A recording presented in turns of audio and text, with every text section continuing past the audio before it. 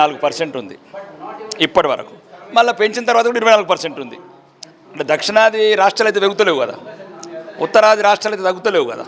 29 రాష్ట్రాల్లో ఉండే 5 రాష్ట్రాలు ఓకే. దక్షిణాది నేను కావచ్చు, కానీ దేశాన్ని ఎట్లా మార్చగలుగుతాను?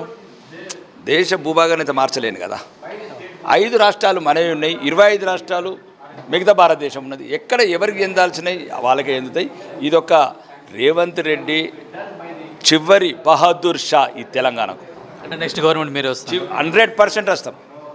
100% అవసరమైతే రేవంత్ రెడ్డిని తొక్కి అధికారంలోకి వస్తాం. అంటే రేవంత్ రెడ్డి కూడా చెప్పండి, నేను అందరిని తొక్కుకుంటేనే ఈ స్థాయి కూడా వచ్చానని అసెంబ్లీలో కూడా చెప్పడం. బీజేపీలను తొక్కతందుకు ఇట్లా డబ్బులతో కాదు, నువ్వు డబ్బులతో కొనుక్కొని పిసిసి ప్రెసిడెంట్ ముఖ్యమంత్రి కాదు. ఇది భారత మాత అని ఆరాధించే వ్యక్తులము, దేశాన్ని అఖండ భారత కలలుగానే వాళ్ళము, ఈ ధర్మం గురించి దేశం గురించిన వాళ్ళం. నీ పదవి గురించి 12 పార్టీలు మారి 12 రకాల అక్రమాలు పాల్గొని మేము పదవులకు రాలేము.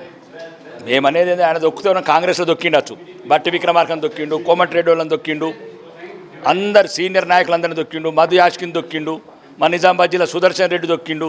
అందరిని దొక్కి ఒక్కడే అందలం వెళ్తున్నాడు రేవంత్ రెడ్డి. అట్లా కాదు, బీజేపీ బరాబర్ రేవంత్ రెడ్డిని దొక్కి మేము అధికారంలోకి వస్తాం.